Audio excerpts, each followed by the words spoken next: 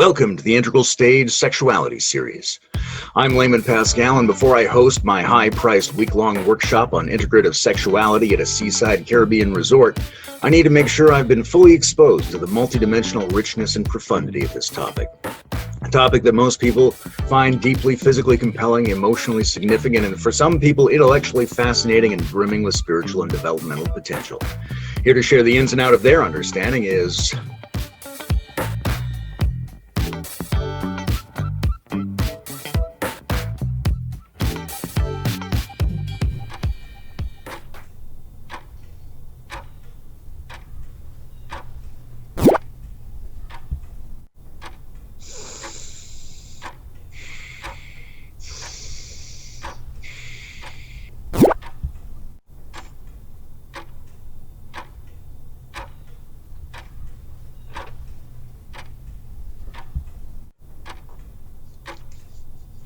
5 minutes later. Okay, let's do it. Why don't you say who you are and where you are? Okay, yeah. So I'm Scout Lieder-Wiley. I'm a person. I'm a professional person. And Your name is Scout Leader.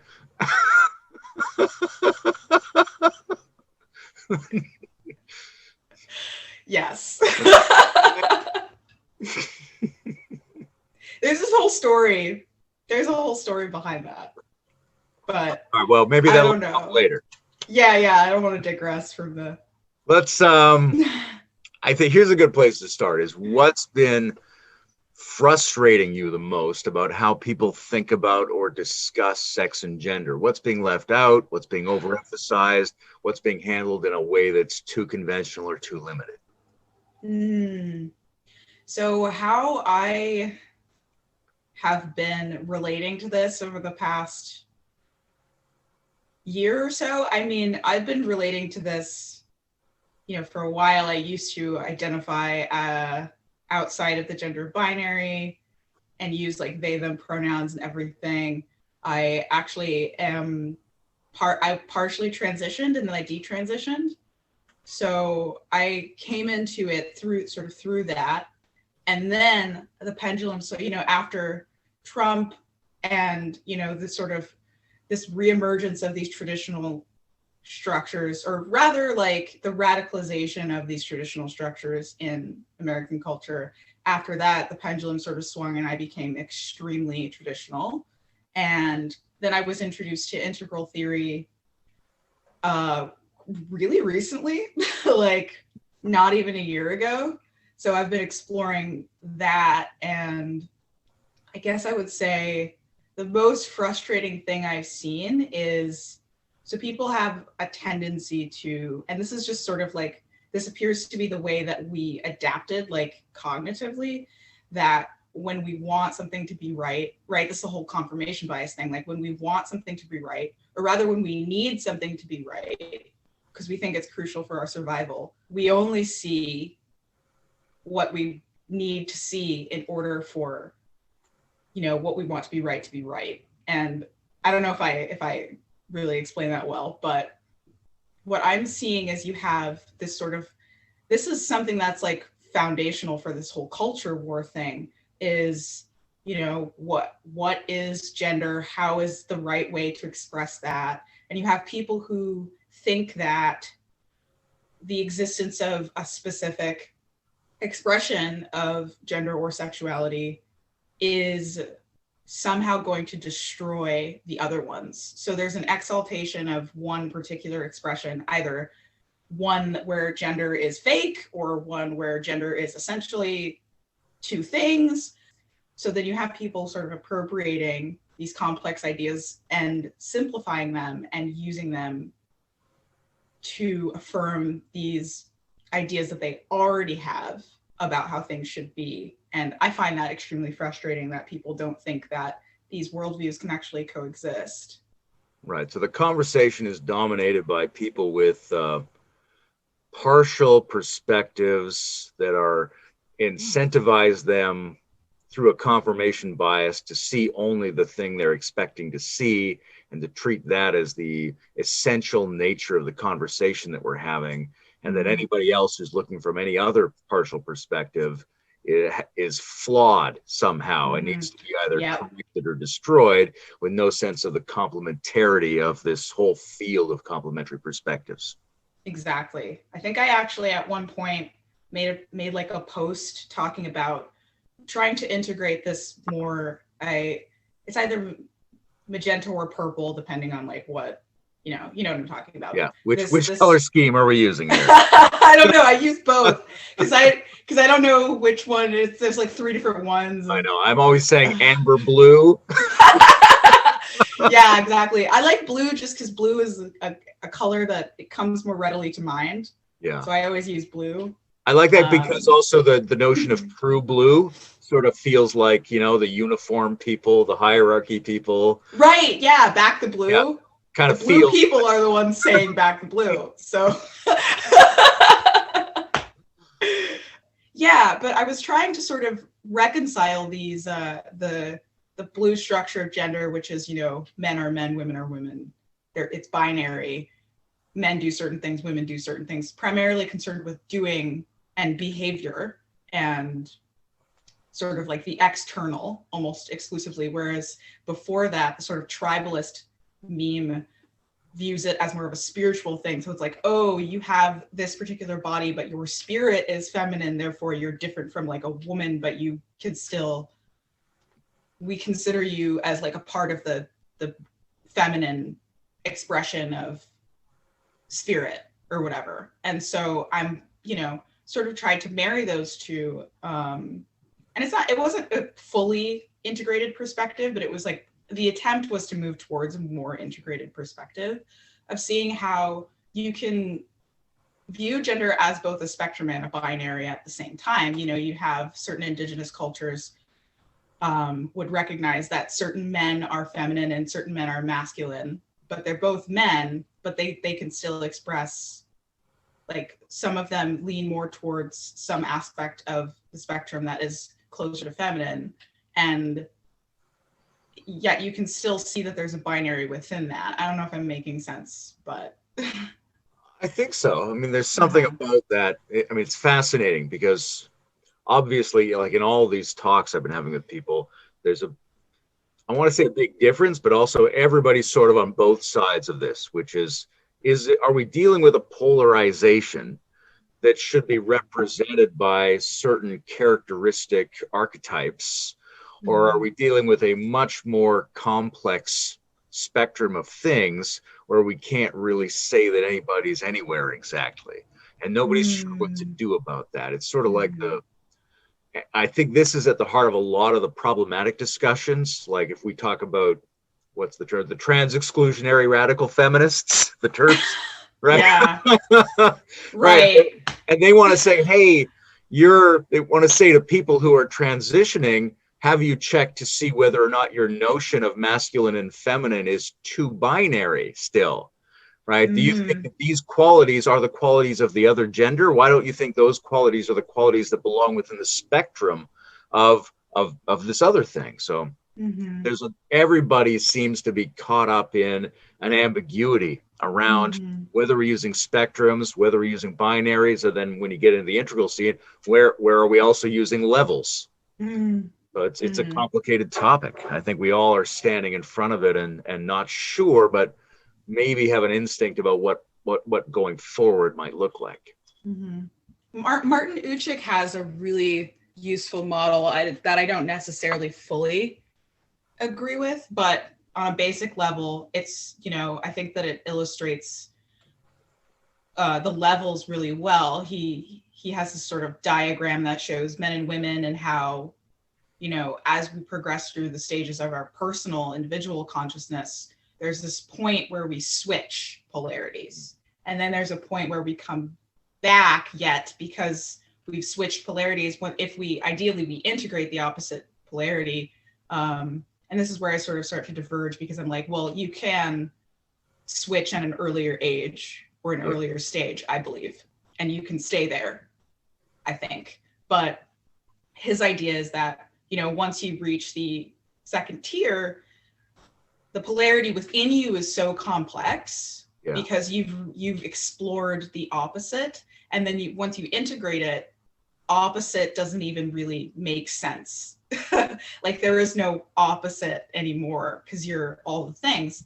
And yeah, I think the relativity thing, bringing it back to the culture war, is that relativity doesn't resonate with the traditional meme. Everything is absolute. And so there's a lack of ability to really communicate that.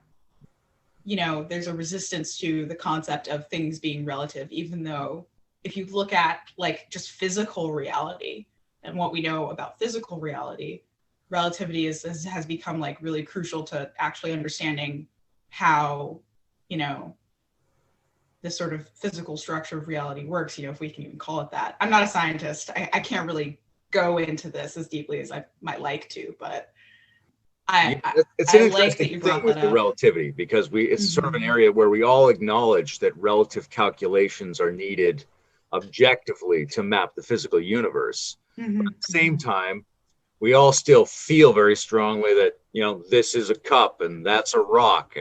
It seems like the same thing is happening with sexuality and gender, where we're sort of aware that there's this conversation that some people are able to get into that's much more sophisticated, but most people are still hitting it in a very straightforward, absolutistic fashion of, you know, these are men, these are women, this is sex, this is the whole thing. Martin's model must be very visceral to you in terms of what you expressed as partial transitioning and detransitioning, right? That shifting over and including the other side and then coming back around and then feeling like you're in a place where there's not necessarily an opposition, that must be very personal for you. Yeah, I think it's funny because, for me, integrating masculinity was like almost like a physical process, like a medical process for me, because the absolutism of sort of seeing myself, it's very, I don't know if ironic is the word, but that's the word I'm going to use. Okay. Correct me if it doesn't work. I think ironic is used incorrectly enough to where the meaning has actually changed. Yeah, so. I think since the 90s, irony has been used in such a broad sense that that's the definition now. Ever since that song by Thanks, Alanis Morissette. Yeah. You broke the word irony. Broke the word, yeah. Yeah, oh my God. Anyway, yeah, she uses the word like so many different ways, and none of the ways are the correct way. But anyway. How is rain on your wedding day ironic? But there is something similar to the shape that irony describes, which is you're hoping or expecting something and you got a different thing. That's similar. Yeah. It's not exactly the same, but I think now we're in a territory where a broad gradient of similar patterns are being described by the word. Because ironic has come to mean absurd as well. Like people will use, oh, that's ironic for something that, you know, when they experience absurdity. And so it's interesting to think about, we're kind of digressing here, but it's fine. It's interesting to think about the person's personal experience of, okay, well, what were your expectations? Because like if you experienced absurdity as ironic, that means you were expecting things to make sense in a specific way, and then you didn't experience that. So to be fair, maybe the person's experiencing irony. Sure, and it's relative to developmental stages as well, because our expectations are nested in our worldview. And when you encounter something that offers you a broader perspective, it's almost always going to subvert some of the expectations that were built into your previous structure of perception. Yep. If I had a mic, I would drop it for you. Yeah. So it's interesting that process has been so physical for you. Like, I can relax and I can put on women's underwear and I can do a lot of things to find my femininity, but it's not quite the same as a physiological or hormonal or a commitment to some kind of structural modification. That seems more intense, more real, maybe. I don't know. Well, I can talk a little bit more about my experience with that and the reason why I made that decision. Because I'm sure most of the people watching this have not had that experience, so they're curious. You'd be surprised. Okay. Well, here's the thing is my decision to transition originally came from, and I can reflect on this now and look back and realize this only now, came from an absolutist view of what it meant to express masculinity. So in order to express masculinity, and this is true for a lot of people, there's a fundamentally physical aspect to how we perceive gender, that has some value and some merit because we reproduce sexually. So to a certain degree, you know, especially if you're straight, then that, I think it's stronger if you're straight. I think it might be less strong if you're not straight. When you think of masculinity, you think of like a specific body type, specific behaviors. Yet I think that, you know, being born female, relating to masculinity conceptually, once I was able to relate to it conceptually and express it conceptually, that sort of clicked for me.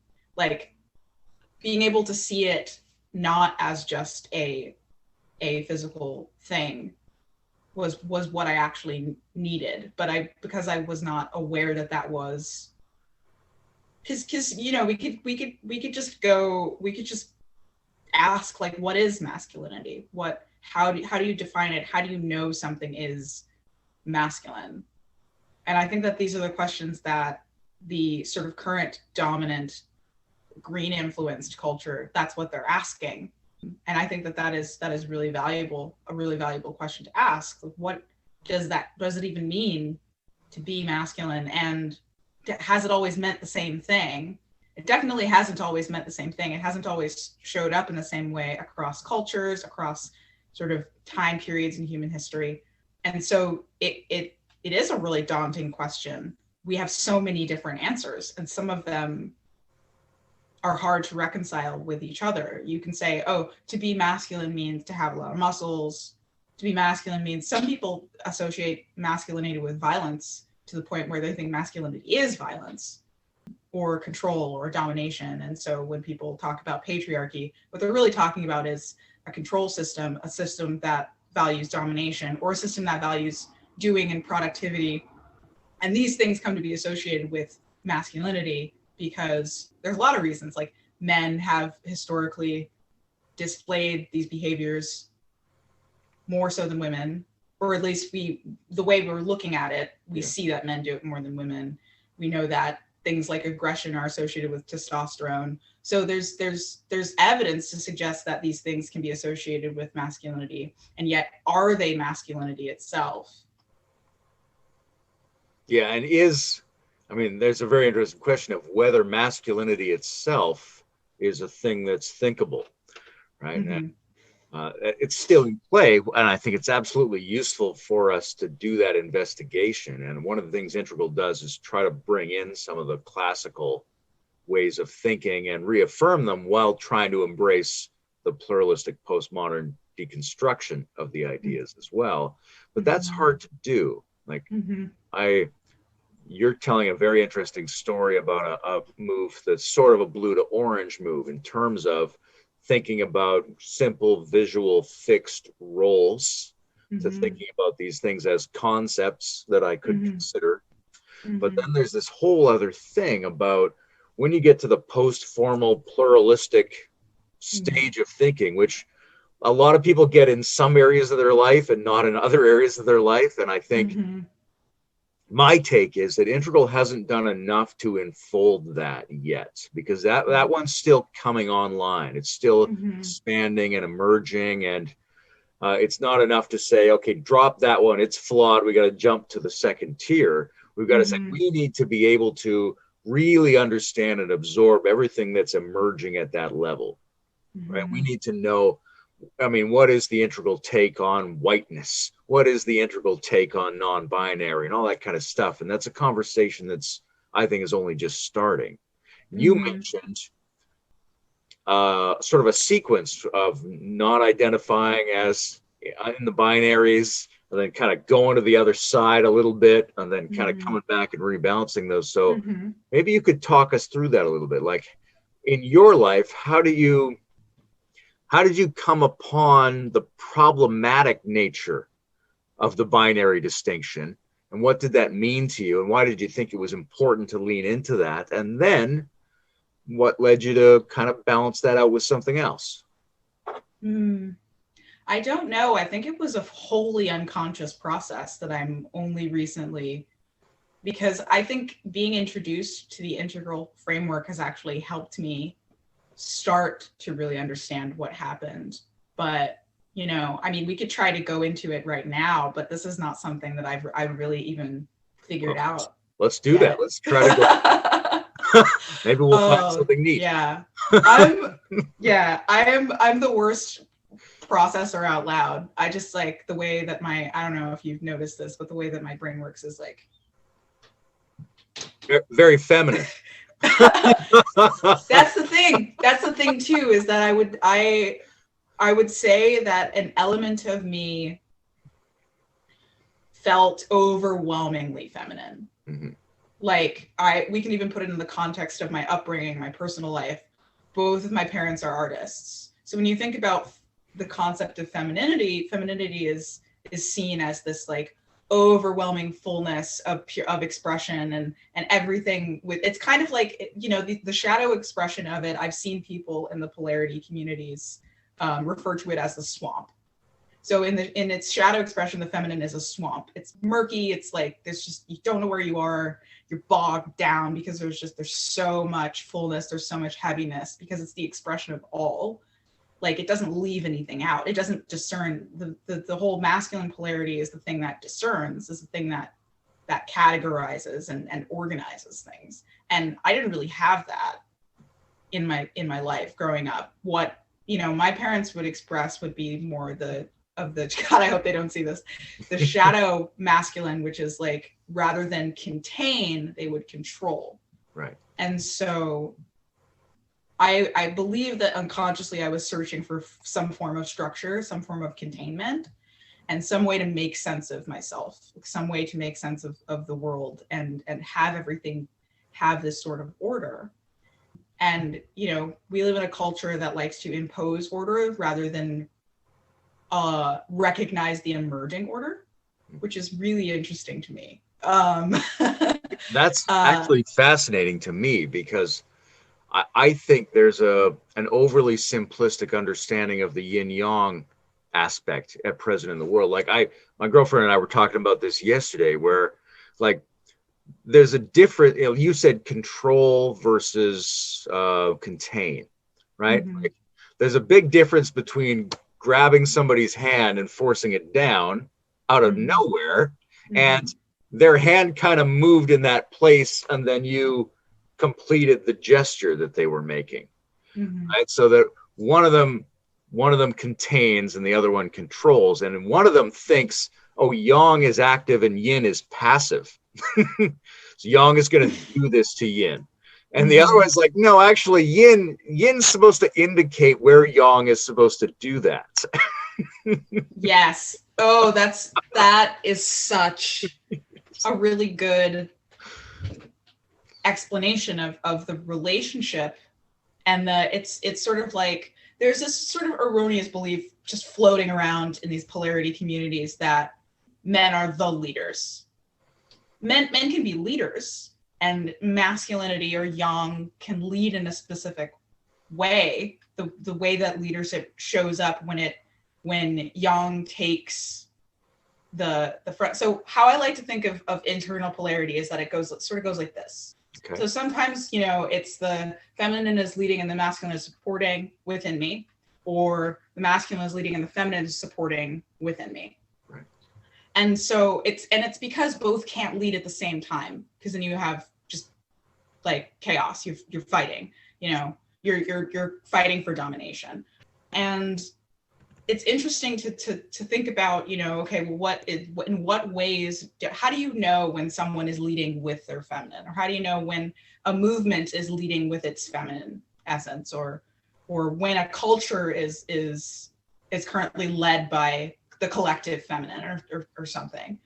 And what you said about, you know, the yin indicating the direction of the yang is great. It's not just yang is direction and then yin is whatever else yang is not. It's like, how do they relate to each other? What are they calling forth from each other? How do they support when the other one leads?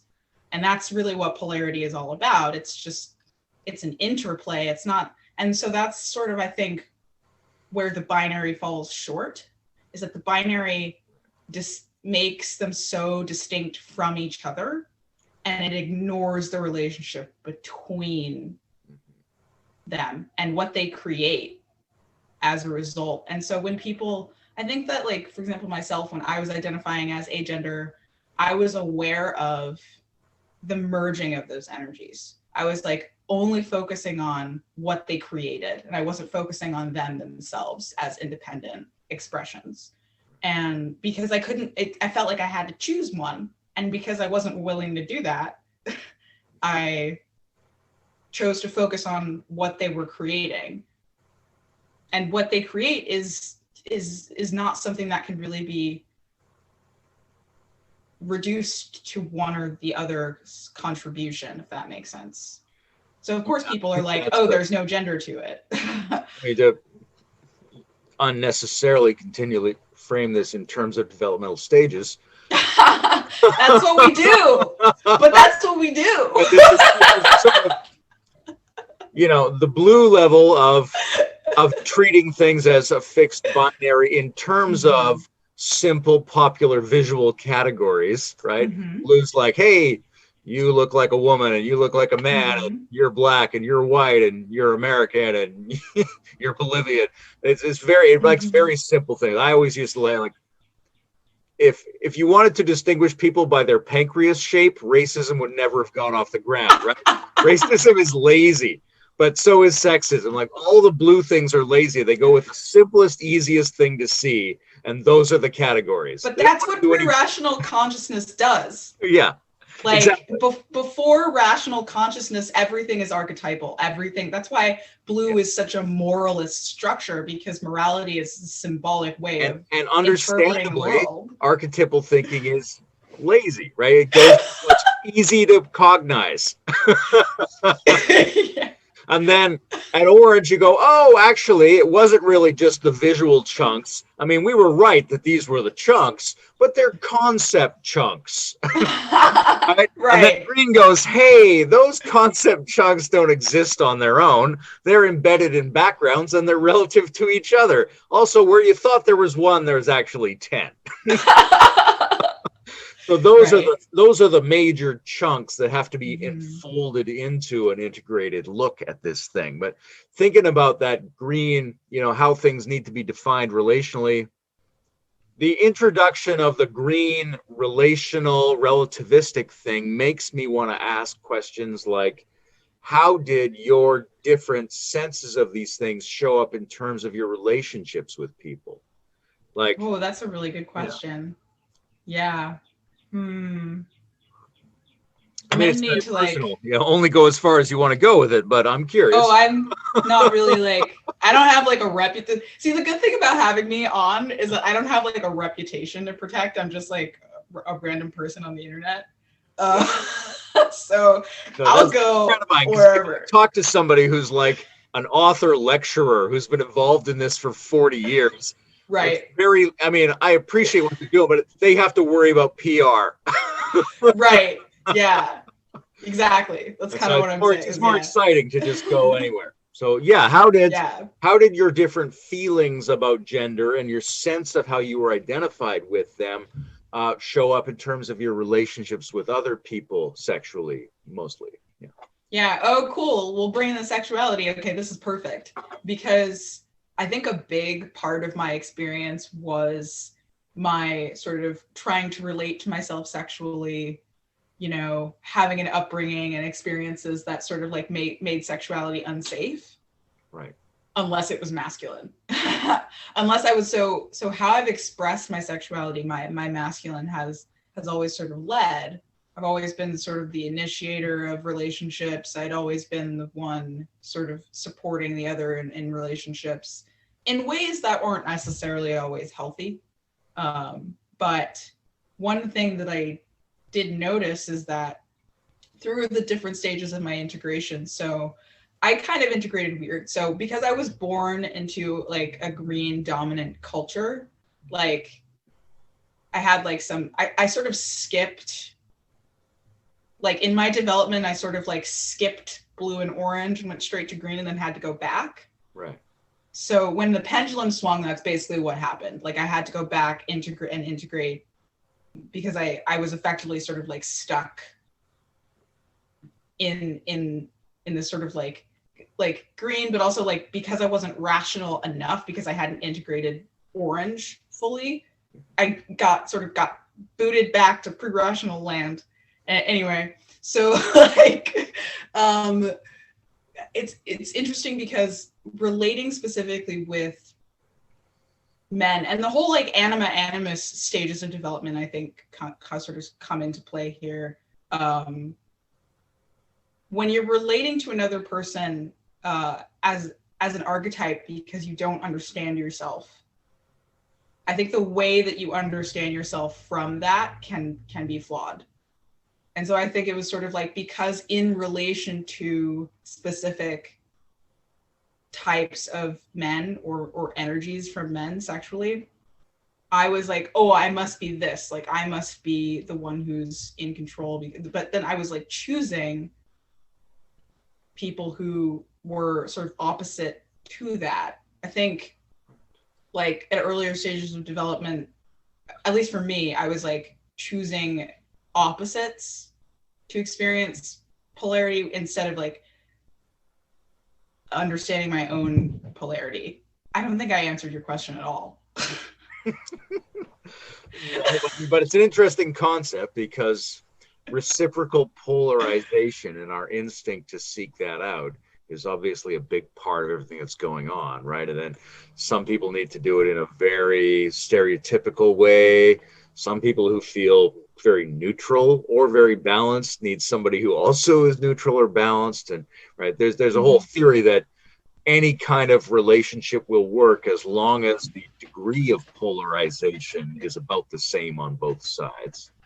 But that's that's funny because one of the polarity coaches that I follow that I'm working with /for is a lot of his teachings are centered around the fact that we are hyper focused on gendered polarity, but because there are so many different ways that polarity can show up, like the anxious avoidant dance, which is a pretty popular thing in the attachment community, that's a polarity that can be framed as a masculine feminine polarity. So when we just think, oh, masculine feminine polarity is good, what if it's a shadow masculine feminine polarity? What if it's anxious avoidant? Or what if it's, victim perpetrator? Or what if it's something else that's not healthy? Even good bad, that's a polarity. Like you have to make sure that you can, and that's where the pluralism is useful, because you can apply polarity, you can recognize polarity in everything. Mm-hmm.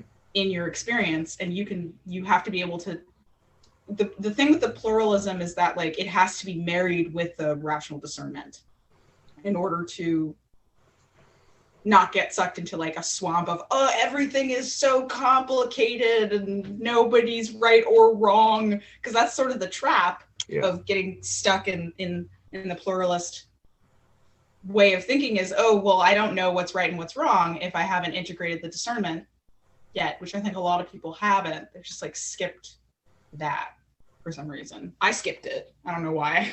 That's really interesting to me, because in terms of thinking about how to do pluralism correctly, like that's a huge question the whole culture is facing right now. Mm-hmm. And is it, one idea is that pluralism is inherently limited and you got to just skip it if you can. Another idea is that it's like the way you hit it. You come in at the right angle, you do it right. They come in at the wrong angle, you do it wrong. But you're mentioning a thing that I think is really important, which is, what did you do previously to that? Were there things you needed to have experience or have installed in you somehow? Did you have to assimilate something at earlier stages that wasn't assimilated, that leads people to do pluralism in a really weird, narrow, reactionary way that confuses them, or do pluralism in a really nice, organic way that's pretty easy to integrate? Yeah, and I think that a lot of people are showing up at pluralism with like they're like regressing, and they don't realize they're regressing. So that's why, you know, like wokeism, for example, is sort of like, I think, a manifestation of pluralism regressing to blue or even red sometimes, where it's like it becomes solely about my group needs the power, and the only way to get, like, red's concept of power is, if I have power, that means you can't have power. So power is like an either or there, or there's, you know, a moral absolutism, or there's both. And then it's easy to confuse that with like being compassionate when you're doing it for another person. Like, oh, like an example of this is, well, because Black people experienced this as a culture, they have more right to be discriminatory towards groups who haven't experienced stuff that's as bad. So that's sort of pluralistic, but it's informed by regressive power dynamics. So it becomes really complex there. And, you know, I am really curious about this because it's terrifying. One part of me has a complex analysis of, you know, like there's higher things that regress to lower things. And then there's lower things that never got to the higher thing, but pretended to be the higher thing because they can use the word tools created by the higher thing, right? So then when you look at pluralism, you go, well, how much of this is actually medieval absolutism just with pluralistic words? But then how much of it is just modernism, because modernism likes to break us up into consumer chunks like identities and try to polarize us with marketing and focus us on our values. And when modernism isn't working, like if modernism is regenerating itself apparently but not actually regenerating itself, then it's going to produce people who feel modern but actually they're pre-modern. So it's a hugely complex area. But something you said about aggression interests me a lot. Like, the problem of integrating aggression in pluralism seems very difficult. Some people do it pretty well, but there's a lot of pluralists who only get aggressive against other people's aggression and feel like they don't have any aggression. They're just non-aggressive warriors against other people's aggression, which seems like they're not quite integrating that energy. And that energy is, you mentioned it relative to early definitions of masculinity. Like I find, I mean, I go through sexual cycles where sometimes I'm more sensitive and passive and other times I'm more aggressive, but there's a certain way of showing up that only works for me if I'm a little more outreaching, a little more slightly transgressive as a necessary thing for me to feel comfortable and to show up fully. So I'm curious what your take on aggression is generally, in sexuality and gender, but also as something that's seemingly difficult for pluralists to figure out how to handle. Well, I'm really glad you asked me that question, because I do think, you know, I have a couple things. So on a biological level, aggression and being turned on are related to the same hormone being released in men and women, in anyone. It's testosterone. So testosterone plays a huge role in aggression, but it also plays a huge role in arousal. So, and it's interesting because we're coming at a time where there's this massive cultural repulsion towards masculinity, or the shadow aspects of masculinity, aggression being one of those, and male sexuality, masculine sexuality being one of those. And, you know, we have like the thing with Kavanaugh and the thing with Trump and all of these people being exposed as, you know, sexual aggressors. And it's gotten to a point where I'm not even really sure if collectively we know what the threshold is, because you have people who will accuse, because they've experienced, you know, something that felt like sexual aggression. And yet sexual aggression, like aggression, is such a fundamental aspect of sexual expression, not just in men, but in women as well. You know, sexuality is a very primal, very terrifying thing. Pure sexuality. When you're just operating from sexual hunger, bad things can happen, and that's in all of us. So it makes sense, you know, that aggression and sexual expression are married to each other in this way. But how do we discern when it becomes dangerous, when it becomes predatory? And it's how do we discern when sexual aggression is predatory and when sexual aggression is warranted? Because I think there, you know, as a woman, when I experience any form of like sexual interest from a man, it does feel scary to me. And that it's funny because fear and arousal are also really interconnected as somatic experiences, just like aggression and being turned on.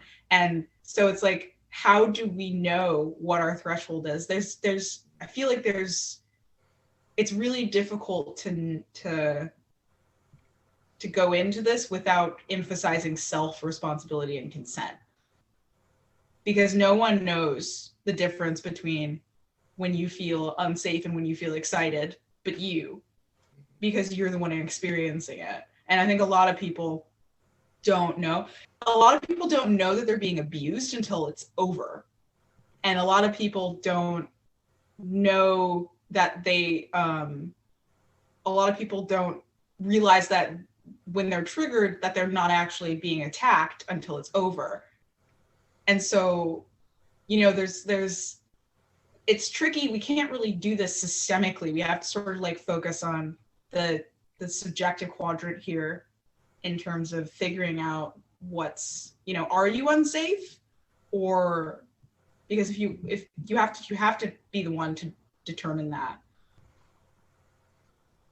Yeah, that's really interesting, because there's a lot of ways for people, now that we have a huge social setup, we have a civilization on this planet.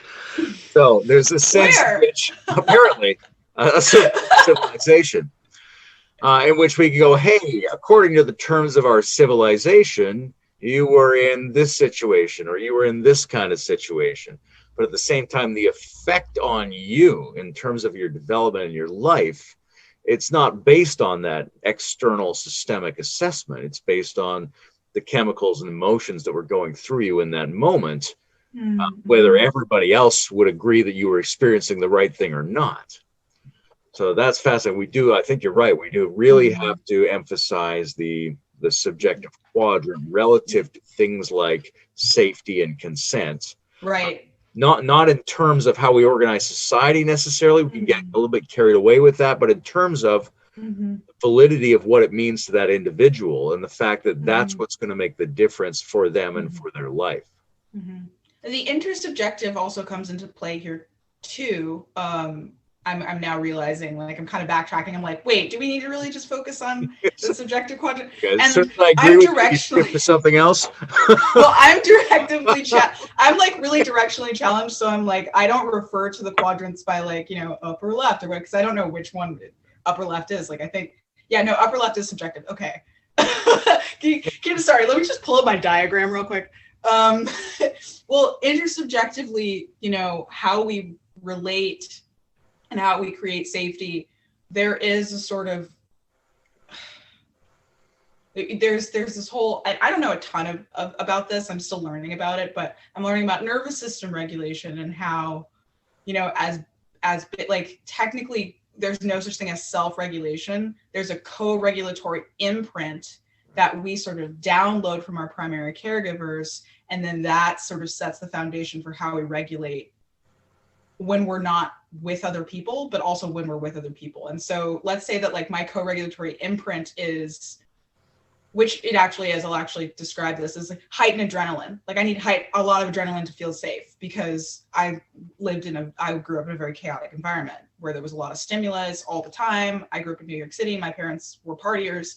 So if there's not a ton of stimulation, I can't focus, I get depressed. I need that sort of rush to feel like a person.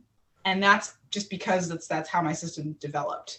And so if I'm not conscious of that, I could be, you know, creating drama in my relationships. I could be heightening the systems of other people around me and making them feel unsafe. But if I'm aware of that, then I can, you know, I can be like, okay, so what does your system need? Do I have like, do you consent to like experiencing this more heightened state with me? Because, you know, having an awareness that we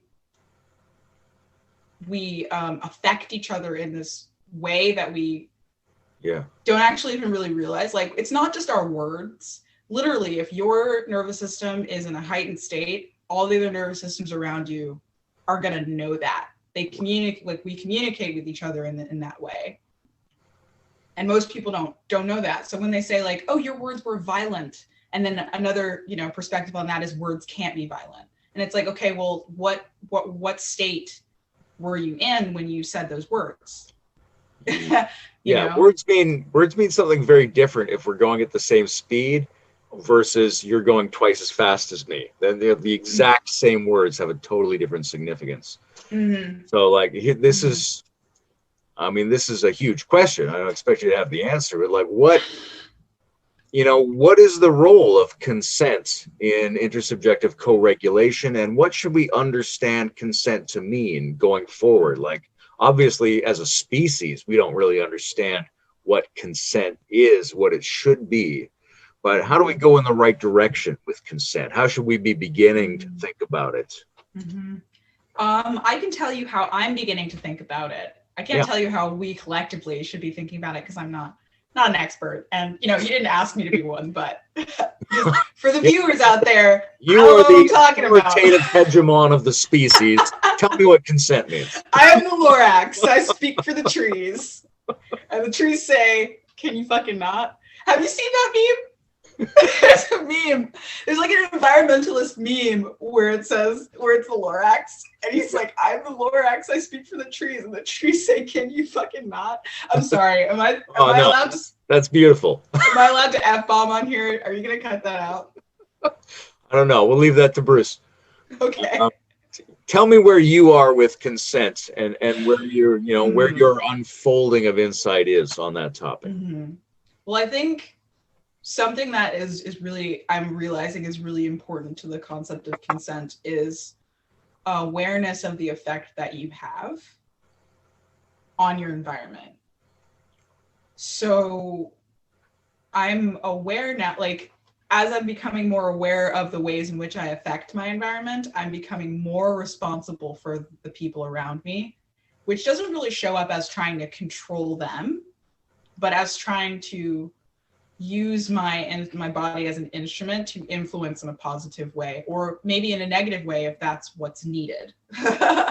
So I actually have no problem with affecting people in a negative way if that negative way is going to eventually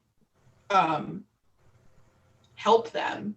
But that, I think this is where consent comes into play here, is as I'm reading, you know, I haven't finished Spiral Dynamics yet, but as I'm reading it, and the chapter I'm on, I've read it several times because I'm really, really trying to integrate it. The chapter that I'm on is about the conditions necessary for change. And I think there's something like 10 of them. So it's like, you know, consent comes into this, I think, for me as like, okay, I need to make sure that all the necessary conditions for the change that I want to create are present. Otherwise, like, it could be considered a form of violation because the person's not ready for change. So if someone is not ready for change, that means that they're telling you no. And if you force change, that means that you're that's a violation, you know? And so there's other ways to create change if you feel like, you know, there's harm going on and you want to protect people and the person, you know, that you're like, you want to encourage them to change, but they're not ready to, you want to find another way to sort of mitigate the harm that the person might be creating. There's ways to do that without actually violating that person. And I think, you know, the issue with like woke culture isn't what they want to do, it's how they're doing it. They're not approaching it in a way that is actually benefiting their cause. So that's actually my only issue with them. Like drawing an awareness to racism that is still prevalent in the culture is really, really important. But if you're doing it in a way that violates others, you exacerbate the problem. Not just by radicalizing people, because when people get attacked, they get self-righteous and then they attack back, and they learn, we learn from chaos. So if you come at someone with chaos, you strengthen them if they're willing to integrate the lesson that the chaos is bringing, which if they want to win, they will. But if the conditions for change are all there, and I know how to influence in a way that benefits the entire organism, which obviously I don't, because I'm not a bodhisattva or anything. But hypothetically speaking, if I was, my action would be something that benefits, the organism, the human consciousness, experience, whatever this is. It's fascinating to think about a set of conditions that might constitute consent in a variety of different complementary ways.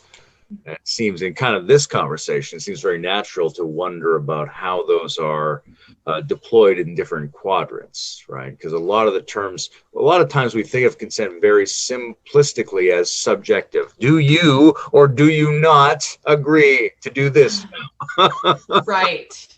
Right. But in reality, a whole number of factors, right? What you're eating and where you are and how the mood has been set up between people and what you're embedded in. It's a whole multiplicity of factors relative to what constitutes consent. And I don't think that's been thought through with enough integrity and clarity yet on this planet. You're friends with Philippe Lewis though, right? Yeah. Yeah, he talks, this is sort of like what's been influencing my beliefs and my examination of, I wouldn't call them beliefs, I would say it's more of an examination of consent and how to integrate that into these sort of conversations. He's really good with that. I would just give a shout, I'm just giving a shout out to him. Because a lot of the conversations and the statuses that he shares on Facebook are about the complexity of consent and like what that actually means. It's not just yes or no. It's like, it's all about the context. I think healthy pluralism is really just, what is the context? Like, how does the context affect everything that we're talking about or experiencing? I don't know if that makes sense. Did I freeze again? You gotta. Yeah, for a sec. I kept hearing your voice, but your image froze. So I like the way you were describing consent. I think that, the introduction of relativity, multiplicity, and context is sort of at the heart of what pluralism does, as well as, I guess, enfolding externalities is maybe the other way I would describe what pluralism does. And that's absolutely essential. And I think most integral people are not doing that enough. At the same time, it's weirdly off-putting to everybody else who doesn't have the luxury, doesn't have the privilege of understanding things in a pluralistic way. That fascinates me. And so that we need to have some kind of conversation where we figure out what's going on for people, for genders, for sexuality in a more nuanced way, meaning a lot of relativistically interconnected variables in a contextual setting. On the other hand, we also have to have that conversation in a way that helps us talk to people who are not good at the skills needed for those conversations. Exactly. How do we unfold pluralistic understanding, but have a good conversation with orange, a good conversation with blue, a good conversation with red about sexual roles, sexual identities, sexual behaviors?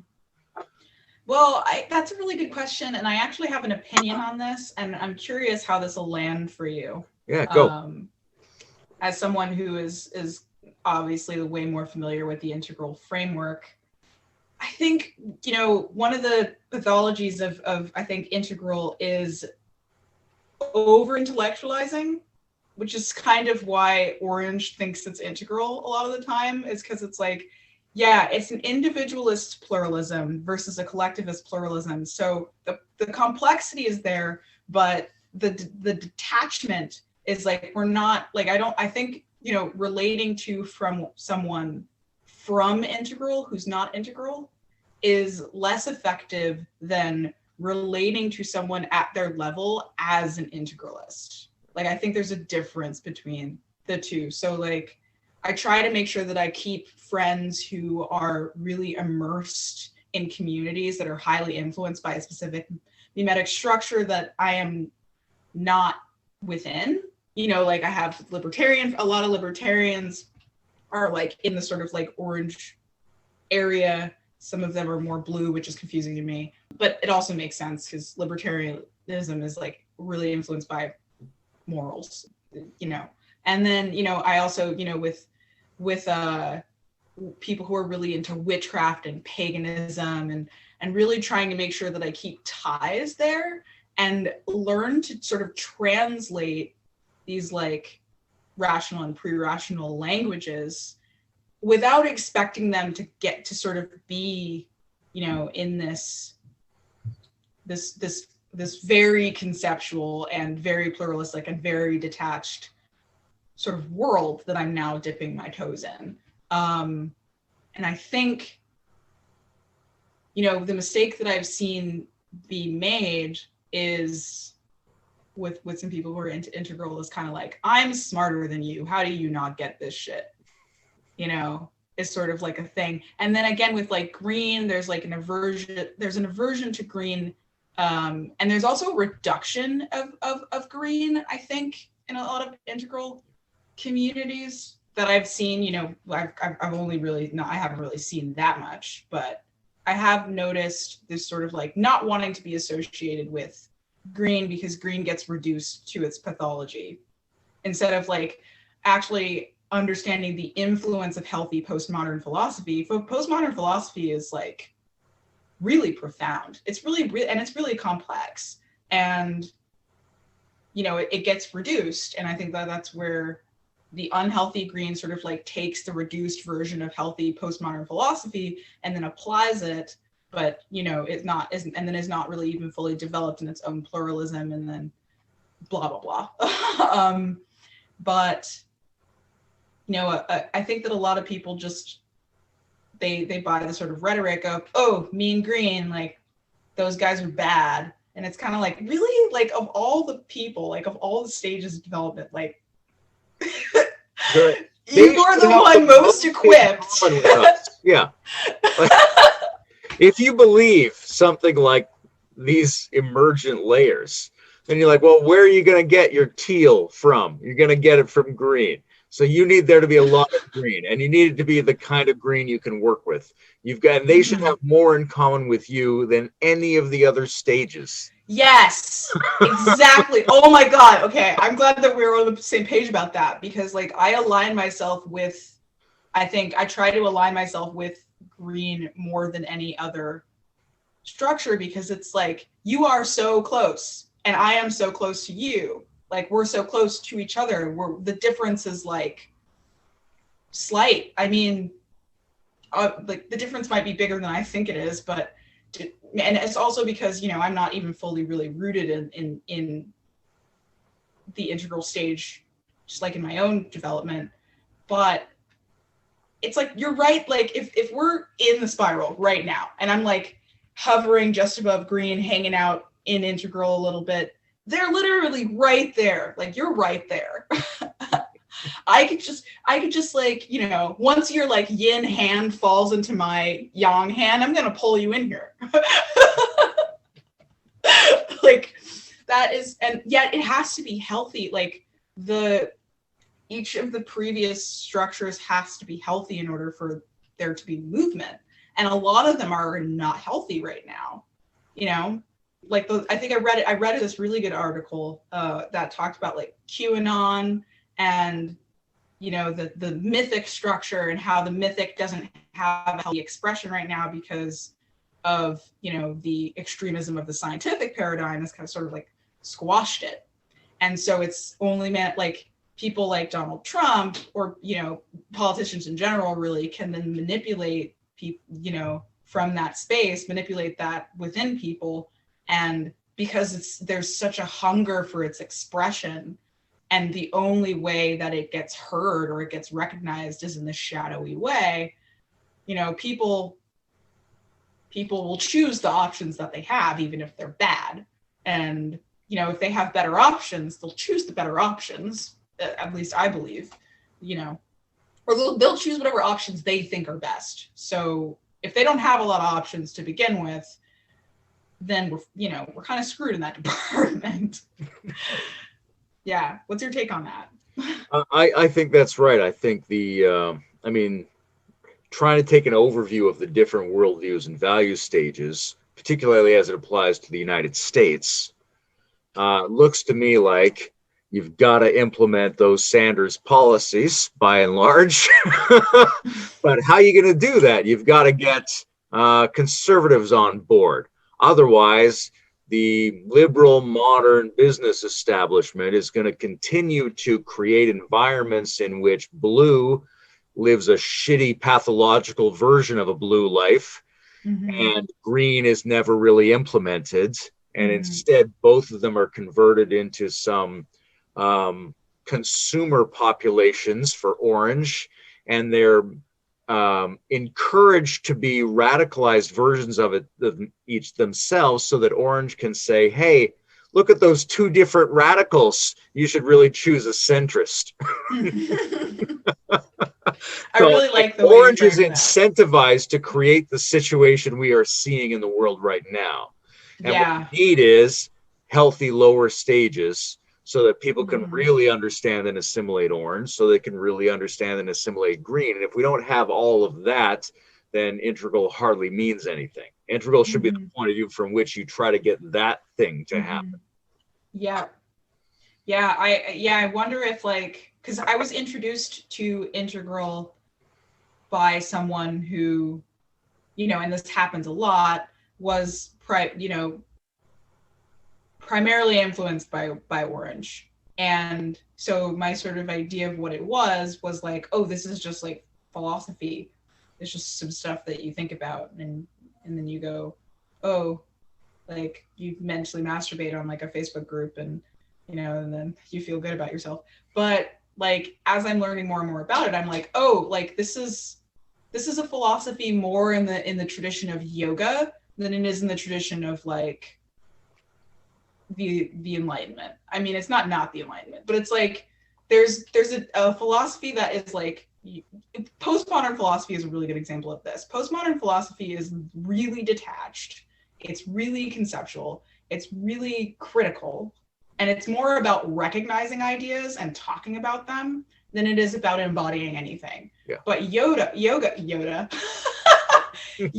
as a philosophy is more about how to live in the world, or Taoism is more about how to live in the world. And I think, integral, in order to be integral, one would need to sort of like bring that in, okay, how do we live? How do we show up? How do we embody these principles? How do we feel them? And in order to do that, one has to hold space for the previous stages. And I mean, maybe that's happening somewhere, but I don't really see it happening. I see, it's basically, it's like the top three. It's like, it's like, green and then integral and then orange, all kind of just like talking about integral. But because those are all rational, it ends up being just like endless conversation. And I'm curious about what it would look like to have more of the stages before showing up more fully in the framework. Not really sure what that would look like, but yeah, it's interesting. I think part of the problem is the medium, because the way we're engaging with, there's books or there's Facebook, and these are all verbal, symbolic idea exchanges, right? It's a little bit different if you end up in a community, or if people are having relationships or economic exchanges or things. But most of what we do is we just talk to each other about our ideas. So obviously the idea of things going to predominate in that space, and you won't be able to tell in that space which of the people saying the ideas have an embodied experience of them and which ones don't. That makes it very problematic. Mm-hmm. Make a distinction between integralists and integralites, where like you can be informed about the ideas no matter where your parts are, or you could be, you get it, you viscerally get it in multiple parts of yourself, whether you've ever heard of these ideas or not. Right.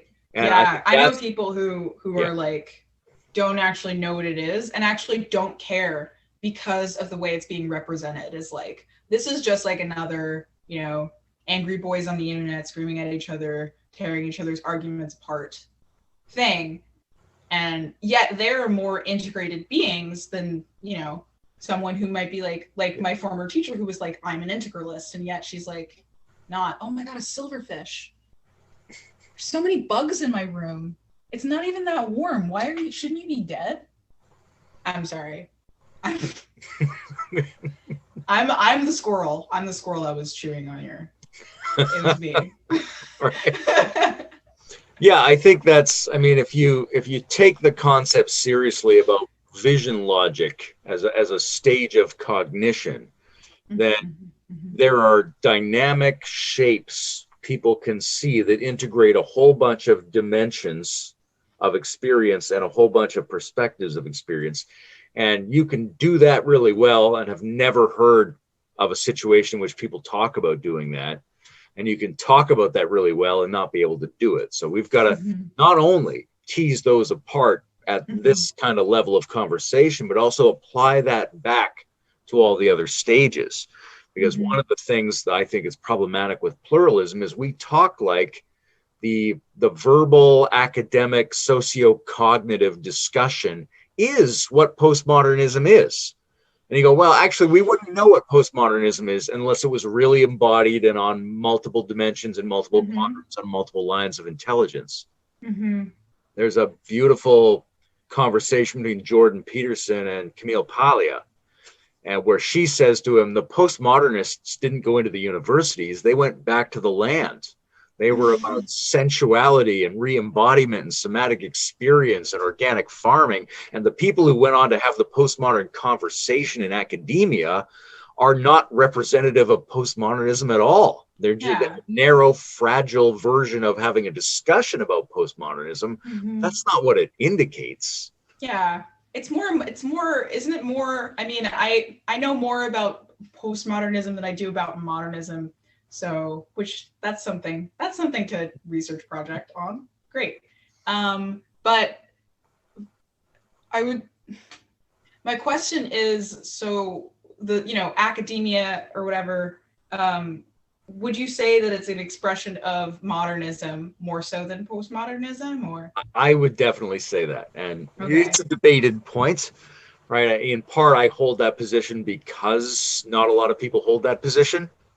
But I would say that the problems we see that we associate with postmodernism, even a lot of the problematic versions of woke, I see as expressions of modernism. I see that the corporate and bureaucratic and messaging assumptions that are common to modernism are frequently pathological. And I think that's also showing up in the academy. And the academy's always been very liberal, very modern, very specialist. I think they still are. I don't think we're seeing a huge disruption of that from green. I think we're seeing just another version of orange doing what it normally does. And what it normally does co-opts identities.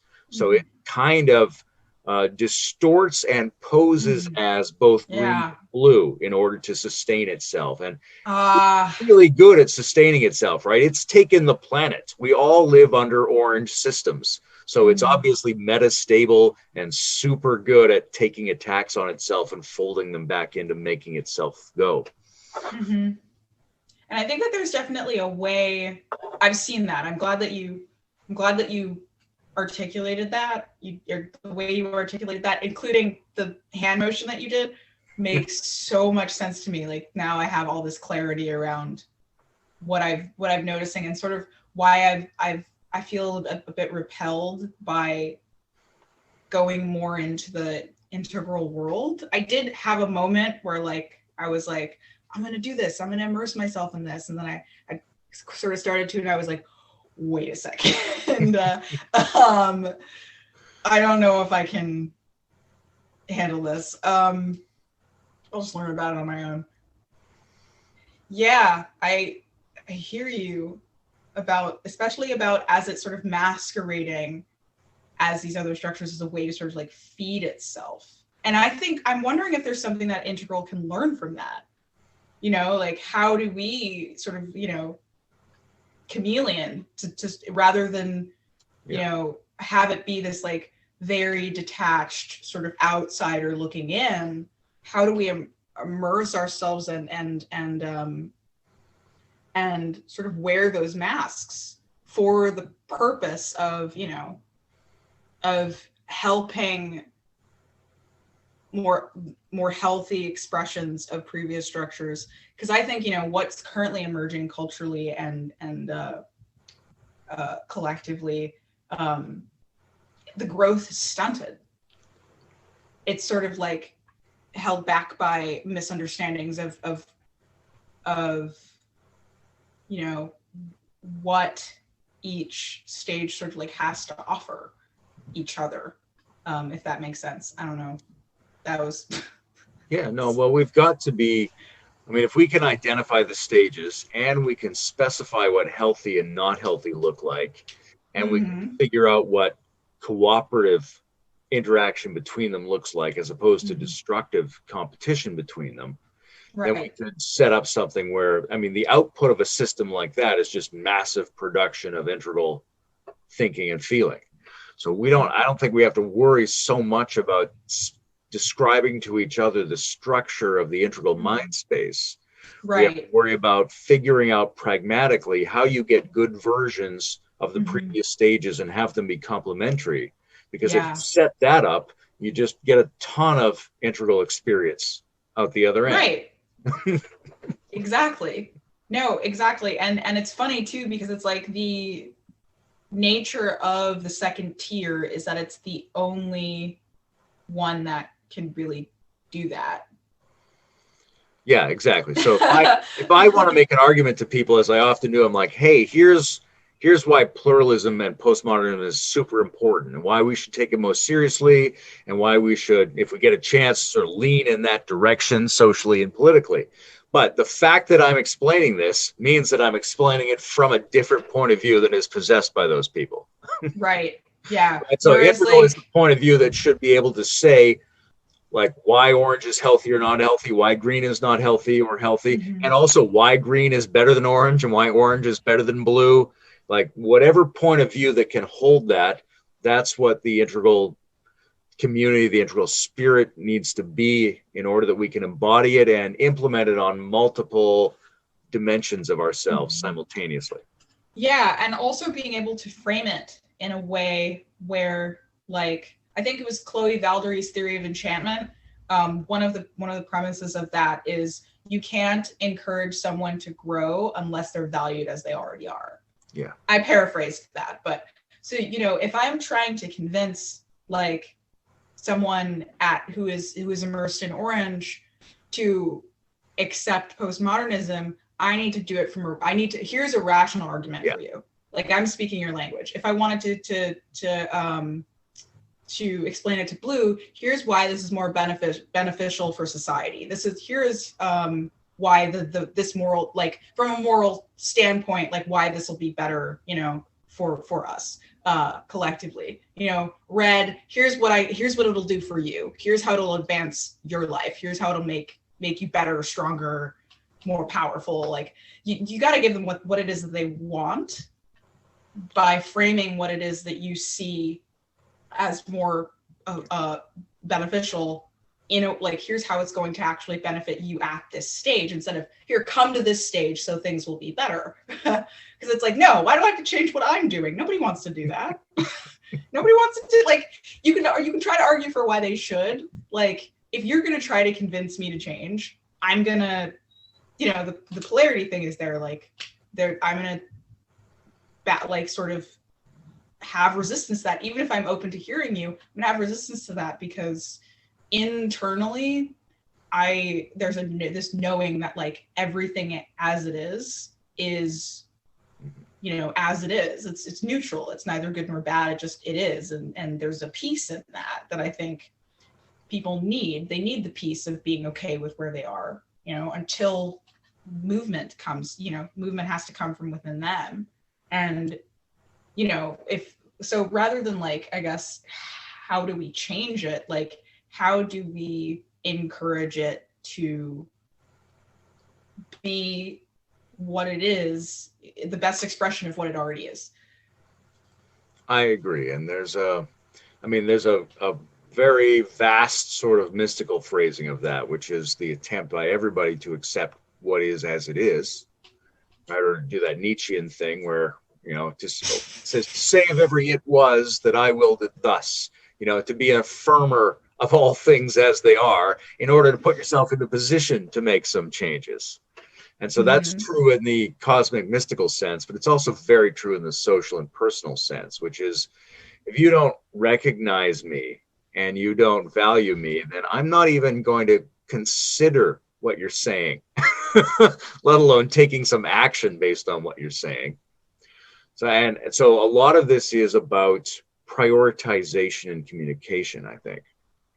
There's a beautiful thing in one book by Jonathan Haidt describes people receiving information about the ecosystem. And a lot of people who self-identified as conservatives rejected a lot of ecological ideas, except when those ideas were first preceded by something that valued what they already experienced, right? So given that America is the greatest country in the world, and therefore our nature is the greatest nature ever, shouldn't we be willing to make a sacrifice to protect it, therefore go for this ecological legislation, right? And absolutely. But if you do it in the opposite order, they'll say no. If you first say the environment's important and later you get into nationalism.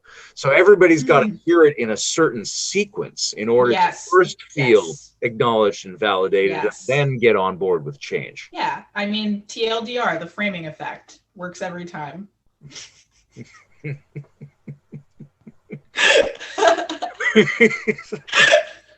This is a good conversation, but I think maybe we haven't talked about sex or gender in a while. We haven't. We've got a way to weave that back in. Yeah. Oh my God. I will. Okay.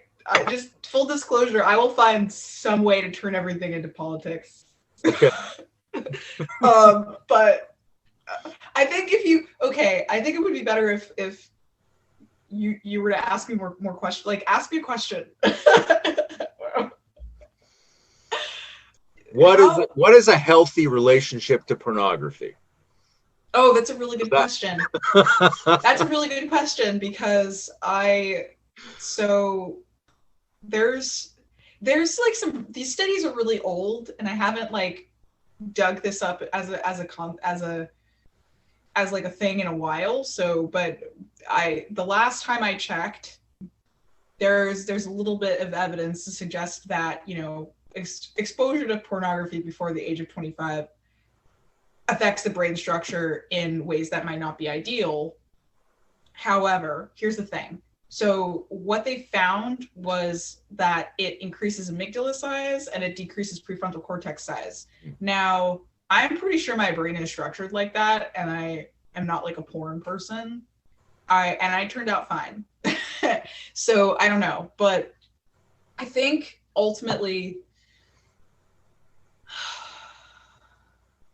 it depends on, so I'm addicted to cigarettes, right? And so if you like sort of step away from the moral aspect of it, cigarettes are bad, or from the physical health aspect of it, cigarettes are bad for your health, and you just look at the fact that it's a tool. So cigarettes are a tool that I use to access certain states because I have better tools, but I prefer this one because I'm familiar with it. So let's say that someone is watching pornography because it's a tool they prefer to having a sexual relationship for whatever reason. That could be detrimental to the person's health because relating, you know, to a person sexually has more benefits than watching porn. It has more benefits for your nervous system, for your brain, for, you know, just health in general. But let's say that the person has like a negative association to sexual relationships. So an actual sexual relationship might activate them in a way that's not healthy. And they don't know how to reframe that. So they use porn to get a need met that's definitely a need. And this is true of addiction as well. There's a need that they don't know how to get met in a more effective way, or a way that is less destructive. And I think this is what people use the harm reduction approach. This is sort of the way that they frame it, is that the person will choose the best thing that they have available to them, or whatever they believe is the best thing they have available to them. And rather than sort of like demonizing that, because there's people who have the rhetoric that like, oh, porn, there's like proof that porn destroys relationships, and it reduces your capacity to have healthy sexual relationships with real people. I think that there's a case to be made for that, but I also think, what if your relationships with real people affected you negatively, and porn is your sort of way of coping and dealing with that? So I think it's like, the short answer is that it depends. It depends on where your focus is. Like, are you trying to repair your relationship to sex through porn? Because I've had experiences where, like, I've watched porn together with a sexual partner, and it was like a beautiful bonding experience, and really hilarious too, because we were like, let's just watch the weirdest porn we can find. And it became this sort of like fun game that brought us closer, which is different from like, locking yourself in your room for however long and just masturbating like all day. Completely different, yet they both involve porn. I don't know if that answers your question. Well, here's another question. How would you approach communicating to children about both sexuality and gender? Because it seems like what makes something traumatic is too much of it or too soon in order to appreciate it, and assimilate it. So anything that's true and good could still be traumatic if it comes to us before we have a structure in place to receive that. Mm-hmm. So then how do you handle giving children information to set them up factually and ethically about sexuality, but also about gender identities and things like that, right?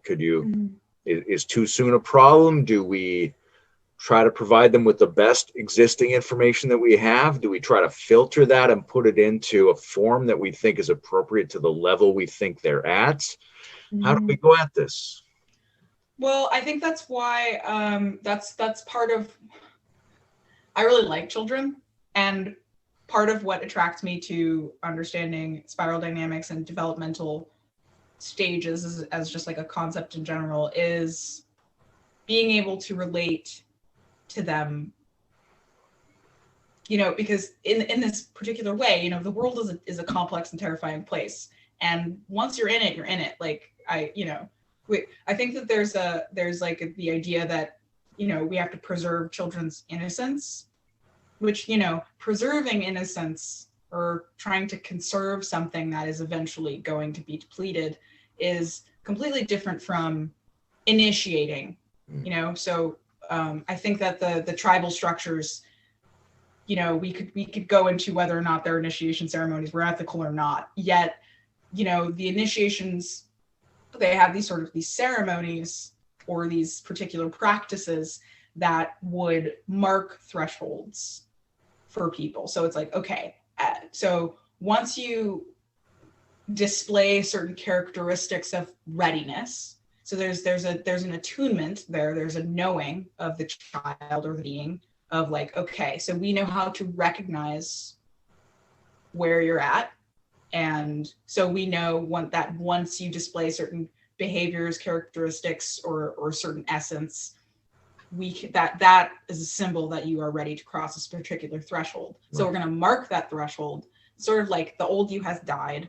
A lot of them had to do with like pain too. So they would go through and experience like a small death in order to sort of psychologically imprint them with the idea that they are no longer that at the previous stage and that they're emerging into a new one. So there's psychological preparation for what's coming. And I think that we might be able to integrate that into how we relate to children now, because children, they always get too much too soon now. Like, it's, you can't hide anything in the age of the internet. It's like, it's ridiculous.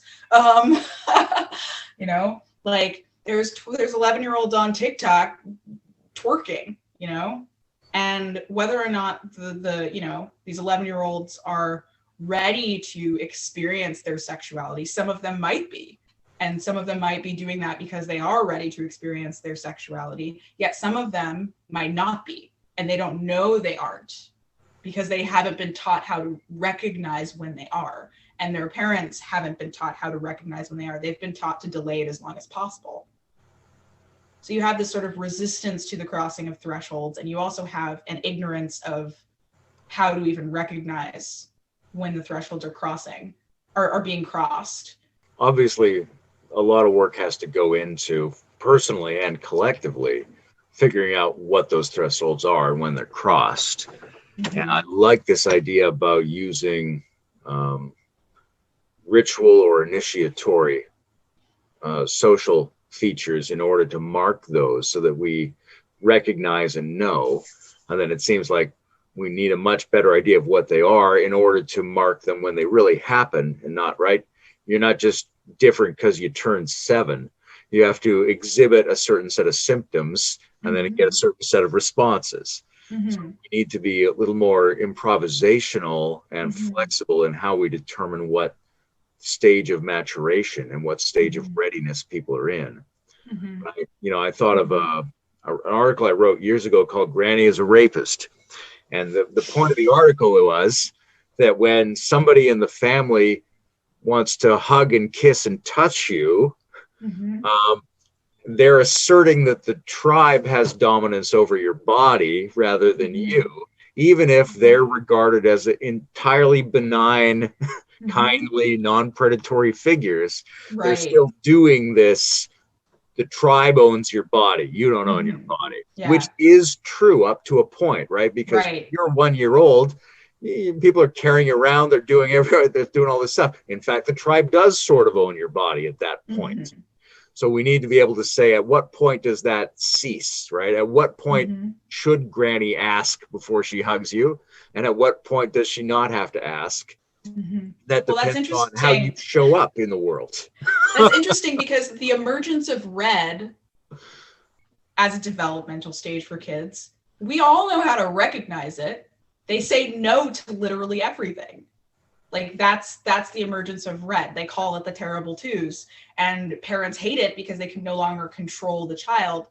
Yet it's actually a healthy assert, you know, they're learning how to set boundaries. They're using what, you know, Otto Rank called it negative will. And that's the only thing that I know about from Otto Rank, and it's the only thing I need to know. Because it's such a powerful concept of like, when red emerges, it basically, you know, it understands power as like, okay, in order for me to have power, I need to sort of negate yours.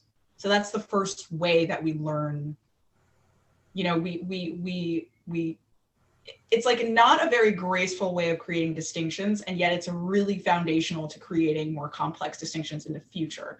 And I think, you know, we're seeing these problems with discernment at later stages and these regressions, you know, collectively and culturally, partially because culturally we demonize the first stage that creates discernment and creates boundaries. We actually hate it. We see it as like, oh, this is such a pain in the ass because I need to control my kid. Like we teach parents that they are supposed to control their kids instead of, you know, act as a guide and as a safety net, you know, for, okay, so you're probably going to hurt yourself if you climb that tree. I'm just here to make sure that you get driven to the right hospital when it happens. Instead of, don't climb that tree, Johnny. I don't want you to get hurt because I don't want to feel like a bad parent. I don't want to experience discomfort. You know, if Johnny falls out of the tree and breaks his leg, he's going to be crying. he's going to learn his lesson, and he's going to have someone that he trusts there to go through it with him, and he's going to grow from that experience. He's going to learn how to climb trees better. I want you to climb trees. I want you to take risks. Because I want you to become a robust human being.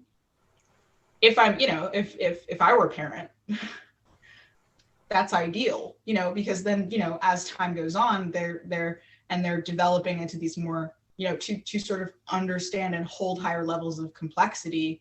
They're less likely to regress or experience pre-trans, because the foundation is strong, and that's funny too, because like at this, the earlier stage that you're talking about, like your body belongs to the tribe. That can also be a sort of a phase where you get problems, because if you do the opposite and you try to have them experience independence too early, there's also a problem there developmentally. Like once later emerging collective structures start manifesting in this person's development, they'll have problems there, because they're like, I can't, like the first collective structure that I experienced, the tribe betrayed me, or the tribe smothered me, or so I can't trust that. I can't trust the collective experience, and that'll show up as problems later on. All of human history and most of life on Earth seems to have been dominated by impulses that were bred into us by genes that were trying to reproduce themselves and don't really care about us. And so this has been going on for a long time. It's the basic assumption about the history of life on Earth now. Mm-hmm. But within the last generation or two, we got contraceptive pills, and we can kind of make babies in laboratories now. So how big a disruption is that? What's your guess about the effect going forward of such a disruption in terms of the sexual genetic breeding program that has been everything life has been doing on this planet for billions of years, and now we're like, hey, we don't necessarily have to do that. Uh-huh. What's that going to do? Like, obviously we haven't seen. It will take a long time for us to really appreciate the shockwave of what this is. But I don't think we're going to know until those test tube babies hit their 20s. Because we know what happens within the womb when a baby, natural gestation or whatever. We know that a lot goes on, chemicals and bonding happens. It's weird that there's like an argument like, does life begin at conception or after conception? And it's like, okay, well, what is life? Like, like you have to have a confident, in your definition of what life is, and the philosophical definition of life, the religious definition of life, and the scientific definition of life are all different. So I'll start with that. Regardless of whether or not the baby is alive, you're exchanging chemicals and you're having an experience with it, and it's experiencing you, whether or not it's alive by whatever definition you like to use of life. So that obviously the process is going to be very different if the baby's being grown in a lab, and we don't know how that's going to affect the development. We don't know if we could have effectively just created an entirely different species that's humanoid, but that's not human, because part of what makes a human baby is the experience that it has as it grows in a human womb.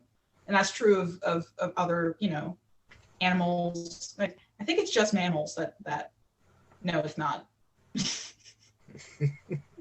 Wait, how do animals work? Okay, animals that like, there's the womb ones and the egg ones. Yes, thank you. That's how it goes. Yeah, I don't know. Yeah, it's like, I don't know whether mammals are the only ones that are womb ones, because sometimes you get weird shit in nature where it's like, this is not a mammal, but it still does some mammal things. There's some blurry platypus. But generally, live birth is one of the definitions of mammalhood. Okay, yeah. A few species straddle the line. Right. Yeah, because platypuses are mammals, but they lay eggs. Yeah. But they're freaks. Anyway. Yeah, I think, can we call that a human being? Right. And are we prepared to face the responsibility of being the first species on Earth to like intentionally create a new species, like a subspecies of itself? We can't even handle different colored versions of the same us. Are we ready for that? I'm just curious.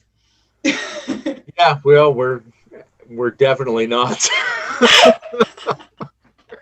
Yeah, I agree with you. I think we're probably gonna mess this up.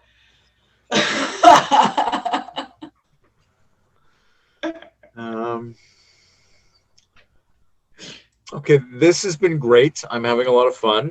Yeah. I think we're approaching the limit of time that somebody would reasonably watch a video for. Uh-huh. I think you're probably right.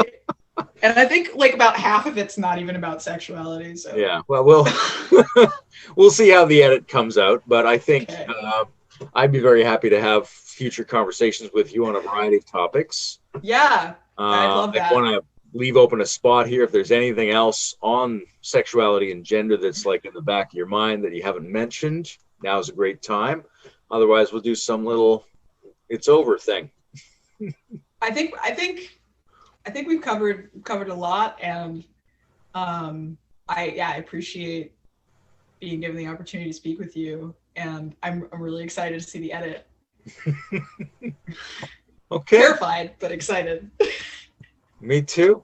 All right. Great talking with you, Scout. Let's absolutely talk again sometime. Yes, I would love that. Just, hit me up. I'll be on time next time. All right.